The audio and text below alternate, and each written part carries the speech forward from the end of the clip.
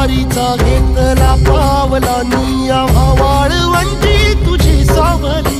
गळा भेट घेण्या भीमेची निघाली तुझ्या नाम घोषात इंद्रायणी